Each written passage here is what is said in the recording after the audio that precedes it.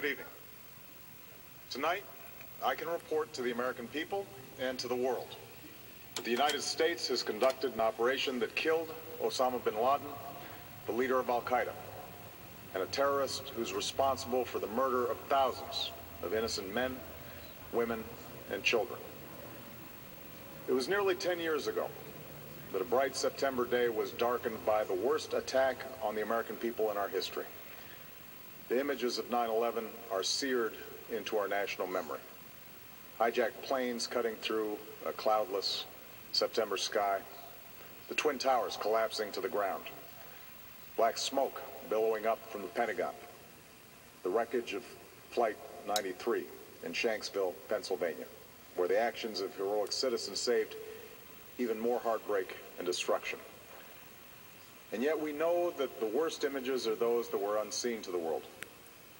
The empty seat at the dinner table, children who were forced to grow up without their mother or their father, parents who would never know the feeling of their child's embrace, nearly 3,000 citizens taken from us, leaving a gaping hole in our hearts.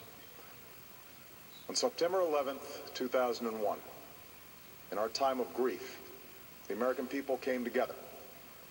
We offered our neighbors a hand, and we offered the wounded our blood. We reaffirmed our ties to each other and our love of community and country. On that day, no matter where we came from, what God we prayed to, or what race or ethnicity we were united as one American family. We were also united in our resolve to protect our nation and to bring those who committed this vicious attack to justice. We quickly learned that the 9/11 attacks were carried out by Al-Qaeda, an organization headed by Osama bin Laden, which had openly declared war on the United States and was committed to killing innocents in our country and around the globe. And so we went to war against Al-Qaeda to protect our citizens, our friends, and our allies. Over the last 10 years, thanks to the tireless and heroic work of our military and our counterterrorism professionals, we've made great strides in that effort.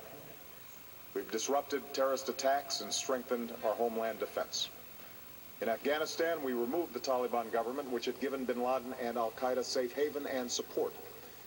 And around the globe, we worked with our friends and allies to capture or kill scores of Al-Qaeda terrorists, including several who were a part of the 9/11 plot. Yet, Osama bin Laden avoided capture and escaped across the Afghan border into Pakistan. Meanwhile, Al-Qaeda continued to operate from along that border and operate through its affiliates across the world. And so shortly after taking office, I directed Leon Panetta, the director of the CIA, to make the killing or capture of bin Laden the top priority of our war against Al-Qaeda, even as we continued our broader efforts to disrupt, dismantle, and defeat his network. Then, last August, after years of painstaking work by our intelligence community, I was briefed on a possible lead to bin Laden.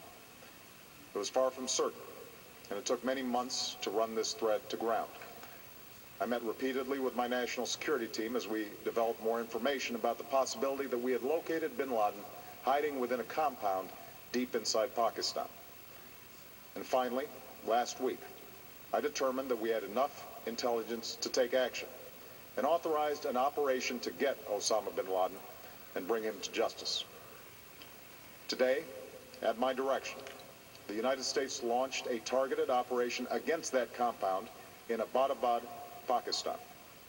A small team of Americans carried out the operation with extraordinary courage and capability. No Americans were harmed. They took care to avoid civilian casualties. After a firefight, they killed Osama bin Laden and took custody of his body. For over 2 decades, bin Laden has been Al-Qaeda's leader and symbol, and has continued to plot attacks against our country and our friends and allies. The death of bin Laden marks the most significant achievement to date in our nation's effort to defeat Al-Qaeda. Yet his death does not mark the end of our effort. There's no doubt that Al-Qaeda will continue to pursue attacks against us. We must, and we will, remain vigilant at home and abroad.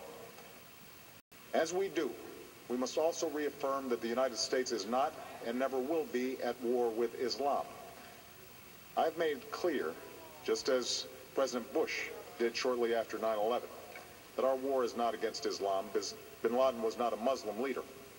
He was a mass murderer of Muslims. Indeed, Al-Qaeda has slaughtered scores of Muslims in many countries, including our own. So his demise should be welcomed by all who believe in peace and human dignity. Over the years, I've repeatedly made clear that we would take action within Pakistan if we knew where bin Laden was. That is what we've done. But it's important to note that our counterterrorism cooperation with Pakistan helped lead us to bin Laden and the compound where he was hiding. Indeed, bin Laden had declared war against Pakistan as well and ordered attacks against the Pakistani people.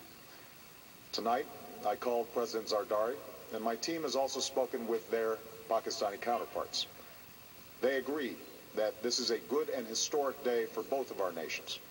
And going forward, it is essential that Pakistan continue to join us in the fight against Al-Qaeda and its affiliates. The American people did not choose this fight. It came to our shores and started with the senseless slaughter of our citizens. After nearly 10 years of service, struggle, and sacrifice, we know well the costs of war. These efforts weigh on me every time I, as Commander-in-Chief, have to sign a letter to a family that has lost a loved one, or look into the eyes of a service member who's been gravely wounded. So Americans understand the costs of war. Yet, as a country, we will never tolerate our security being threatened, nor stand idly by when our people have been killed. We will be relentless in defense of our citizens and our friends and allies. We will be true to the values that make us who we are. And on nights like this one, we can say to those families who have lost loved ones to Al-Qaeda's terror, justice has been done. Tonight we give thanks to the countless intelligence and counterterrorism professionals who've worked tirelessly to achieve this outcome. The American people do not see their work nor know their names, but tonight they feel the satisfaction of their work and the result of their pursuit of justice. We give thanks for the men who carried out this operation, for they exemplify the professionalism, patriotism, and unparalleled courage of those who serve our country. And they are part of a generation that has borne the heaviest share of the burden since that September day. Finally, let me say to the families who lost loved ones on 9/11 that we have never forgotten your loss, nor wavered in our commitment to see that we do whatever it takes to prevent another attack on our shores. And tonight, let us think back to the sense of unity that prevailed on 9/11.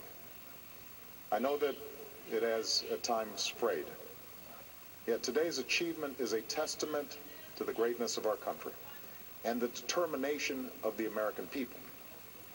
The cause of securing our country is not complete, but tonight we are once again reminded that America can do whatever we set our mind to.